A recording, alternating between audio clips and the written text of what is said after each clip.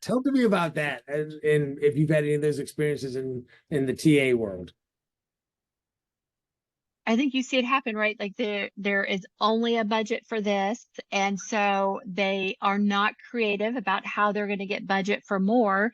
And then somebody leaves with the institutional knowledge that they needed, and so they are forced to pull. Now, the budget is the budget, so you have to remember that. Like we're in business to make money, so the budget is the budget. But it is funny how sometimes somebody leaves and then all of a sudden the budget appears. Now the budget doesn't appear out of nowhere. Somebody else's, like another position got on put on hold somewhere. And that's where I was really lucky. I worked with an organization where we sat down with the head of HR every week and we went through, the critical open positions, talked about what we were seeing from a salary standpoint. And so we had the access to the business to be able to talk about where that money would come from. Sometimes it would just be, we see this person contributing at a higher level faster because they bring this knowledge. And so we're going to bank on it bringing more money into the business. Sometimes it would be cutting a lower level position. I mean, sometimes it'd be cutting a higher level position to bring in 2 or 3, staff level positions. But you have to have those conversations with the business and you have to know that the money doesn't magically appear. And sometimes it would be people taking risks, right? Like it would be like, you know what? We're going to take a risk.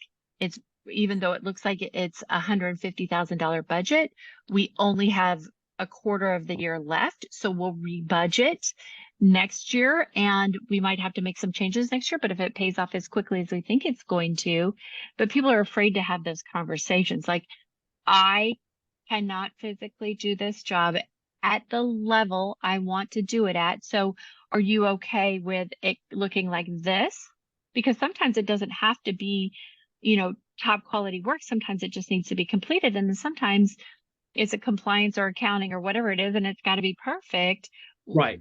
What what is the grade I need to have on this? And where do we compromise? I call that, when I talk to leaders, creating balance. Like it's not about like work-life balance, it's about like balance within your team, balancing out expectations up and down. That's what creating balance is. And you've got to be able to create balance within your organization from a communication standpoint to make sure that you've got the people staying that you want to stay.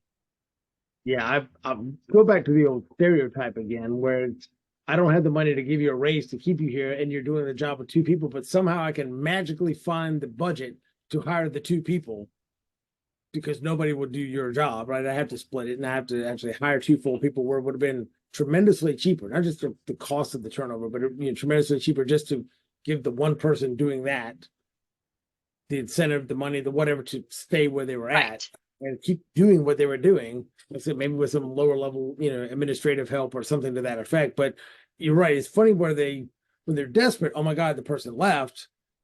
Man, that money just like appears. It's like magic fairy dust, right? Just it happens. But before the tragedy, there's no money to be had. And I think that that's what, people think like the money just appeared from nowhere. And that's where that frustration lies. And somebody cut something somewhere to make it appear, or they decided that they were going to take a calculated risk.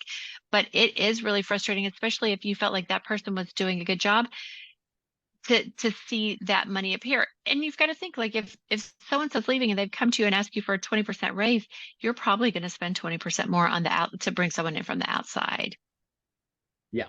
And you probably pay them more, and you could pay that 20%. And if you have to go with an outside recruiter or agency, I mean, there goes your 20% right there. Right. I mean, you're going to pay them the 20% just to go out and find somebody if you don't have a, large internal talent acquisition team. So anything else that you could think for, oh, go ahead. I was gonna say, and that's just like why you can't march into somebody's office and say, I want a 20% raise today. You've got to start laying the groundwork that says, I've done my homework. Here's what it looks like the market is paying. So and so approached me. Here's what they said the salary would be. I really like working for you.